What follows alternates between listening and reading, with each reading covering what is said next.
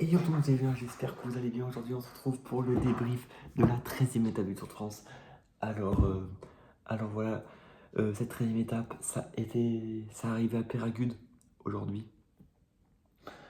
Voilà, c'était un chrono de 11 bornes, que de la montée, ou presque. Il n'y avait que 2-3 km de plat et un faux plat et, euh, et 8 km de montée. Bon, bah, il n'y a pas eu photo, il y a clairement pas eu photo. Poga a éteint le Tour de France. Voilà. Il a pu sur la télécommande stop, éteint. Voilà, 4 minutes d'avance sur Vingegaard. Alors qu'il reste encore une étape dans les Pyrénées et les Alpes à passer. Je sais pas combien de temps il va finir, mais dites-moi les gars en commentaire combien vous pensez que Poga va mettre à Vingegaard sur la fin. Mais voilà, énorme chrono de sa part. Vingegaard reprend Remco, prend 2 minutes à Remco, et Pogacar reprend 37 secondes à Vingegaard. C'est fou. Après, dans mon débrief, en même temps, voilà, bon.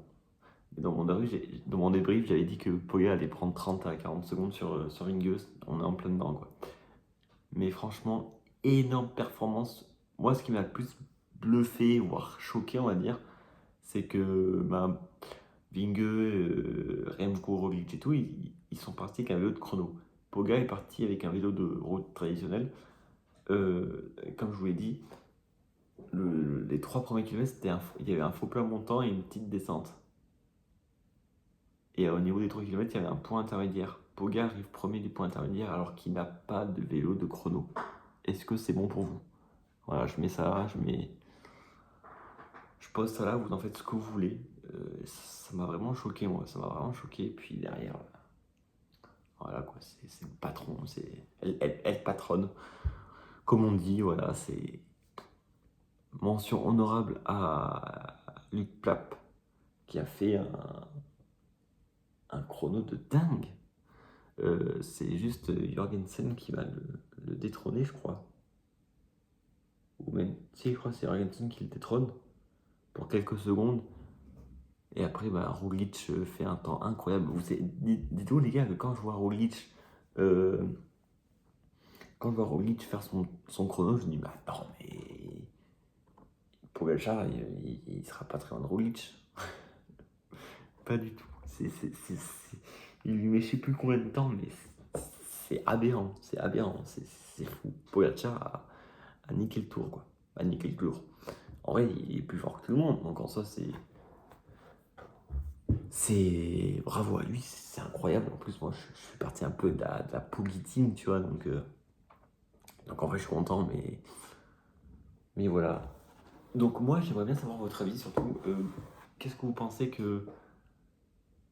Moi, ça m'intéresse de l'avis un peu du grand public parce qu'on voilà, on sait en France que quand un mec commence à gagner un peu tout, il commence à être mal aimé. Et en vrai, même moi qui adore Poga normalement, je le kiffe toujours autant, hein. Mais c'est vrai que ça devient un peu chiant quoi, qu'il gagne tout le temps.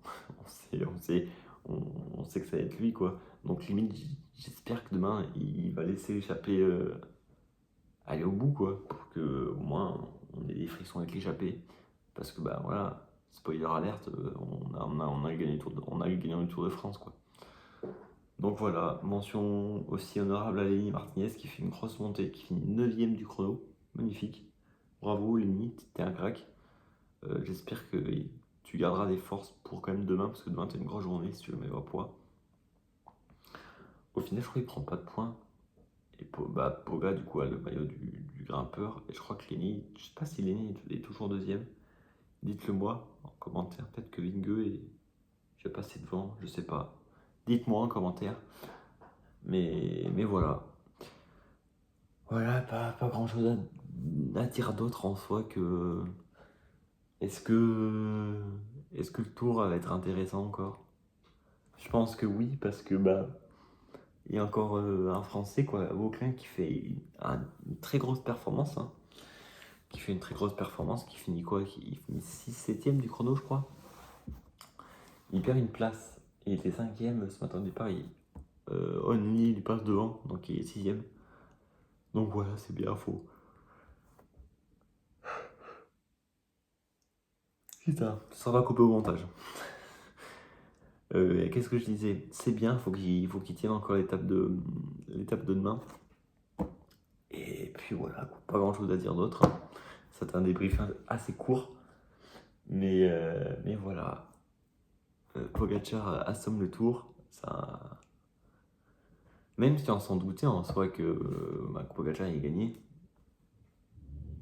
Que à l'avant-veille de cette journée de repos, sachant qu'il reste encore demain. Demain, Poga peut encore creuser un énorme écart sur Vingegaard.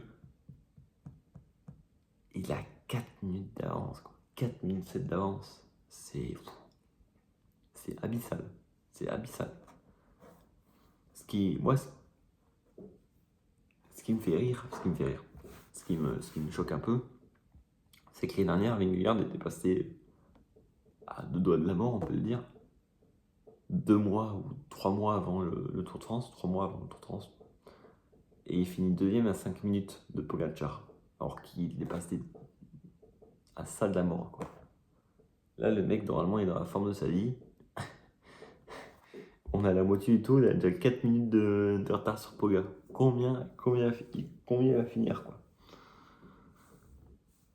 Donc voilà les gars, c'était à peu près tout ce que je voulais dire pour cette petite vidéo. Ce petit résumé, j'espère que ça vous a plu. J'espère que demain on verra quand même du suspense pour l'échappée. J'espère que l'échappée ira au bout. J'espère que les Français, Lenny nous feront vibrer. Parce que si c'est encore Poga, bon bah, on va souffler quoi. Et bon, il est trop fort. Il est trop fort les gars. Il est beaucoup trop fort. Voilà, c'était le petit débrief de cette étape. J'espère que ça vous a plu les petits potes. N'hésitez pas, comme j'ai dit, à dire ce que vous pensez dans les commentaires. Les gars, c'était Julien. Ciao.